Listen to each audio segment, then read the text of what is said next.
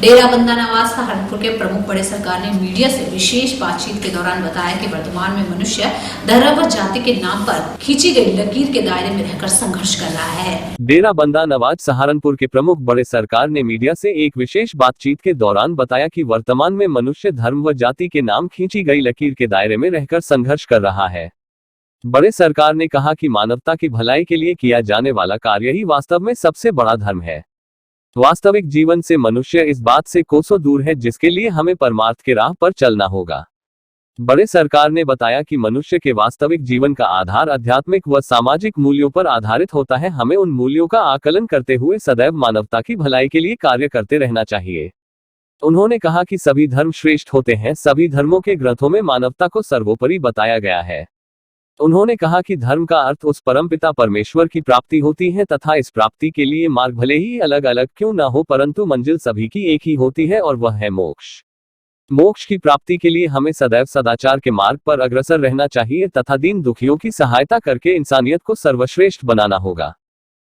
वर्तमान में जो मानव की जो भागदौड़ है वो कहीं ना कहीं जाकर व्यर्थ दिखाई देती है।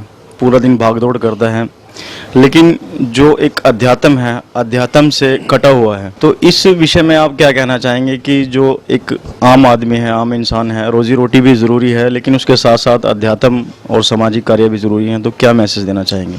असल में इसके अंदर जो है आप जानते हैं कि देवी देवता पीर पैगम्बरों ने कलयुग के बारे में बताया है। तो सतयुग के अंदर जो है कुछ और मसला था, लेकिन अब ये कलयुग का आगाज़ हो चुका है। अब इसके अंदर जो भी चीज़ें, क्योंकि कलयुग के लिए अगर हम सतयुग के अंदर की बात करें तो उसके अंदर रामायण, गीता, कुरान, पुराण, ये सारी चीज़ों की आवश्यकता पड़ती है। और कलयुग के अंदर वही जल्दबाजी की आवश्यकता पड़ती है, क्योंकि जब जाकर उन देवी देवताओं के जो वचन हैं वो जब पूरे होंगे।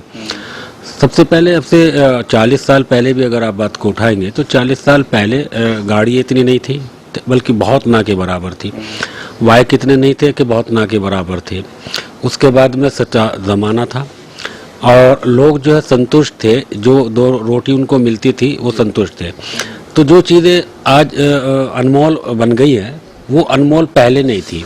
पहले मट्ठा, आपका दूध, घी वगैरह ये सारी चीज़ें घर की होती थी और इससे सेहत भी अच्छी रहती थी और भाग दौड़ इतनी नहीं होती थी, क्योंकि अगर घर के अंदर मंज वगैरह बांधी हुई है तो उसी से सारा चीज़ें चलती थी। आज जो है सारा ऑनलाइन कर दिया गया है, लगभग इंसान भी ऑनलाइन ही हो गया है। पहले अगर किसी की डेथ या खुशी कोई होती थी तो एक बंदा जाता था, बस से सवारी करता था, ट्रेन से सवारी करता था, तो उसमें टाइम लगता था पहुंचने में। आज ऐसी कोई बात नहीं। आज मोहब्बतें जो कम हो गई हैं उसका एक ये भी है कि अब इधर से फ़ोन किया है और अब तो यह है कि अंतिम संस्कार वगैरह भी जो है ना, नहीं बहुत से लोग ऑनलाइन ही दिखा रहे, आपने देखा होगा। तो जब ये कलयुग का आगाज़ है तो इस कलयुग के अंदर उन देवी देवताओं ने जो भविष्यवाणी की थी तो उसका आगाज़ हो चुका है। आज देखिएगा जहाँ हम बैठे हैं, हमने कहा कि सागर ने जो ब्यूटी पार्लर इसको बनाया है ये बहुत खूबसूरती है, खूबसूरती का काम है।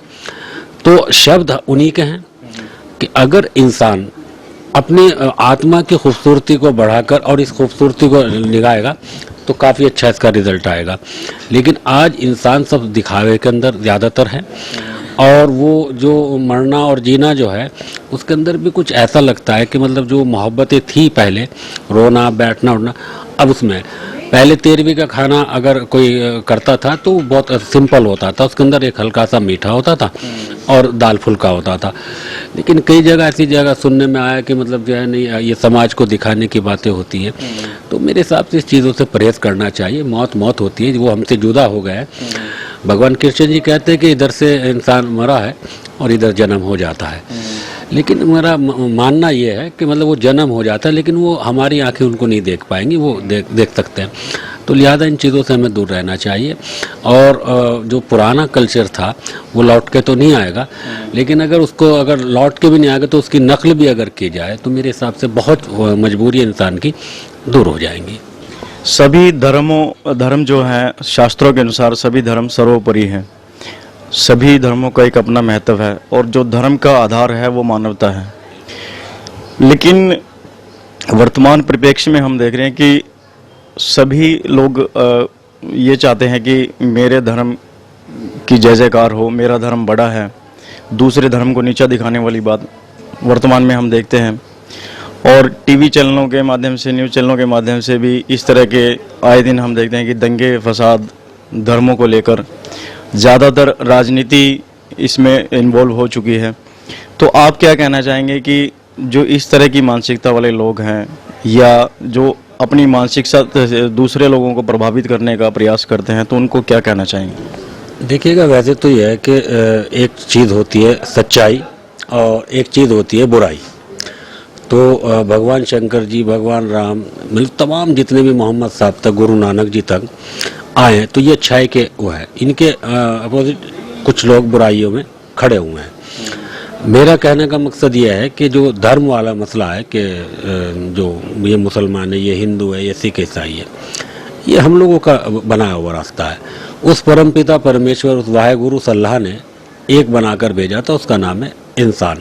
अगर हम कुरान की बात की जाए तो कुरान के अंदर से अल्हम्दुलिल्लाहि रब्बिल आलमीन, यानी कुल आलम का मालिक एक है।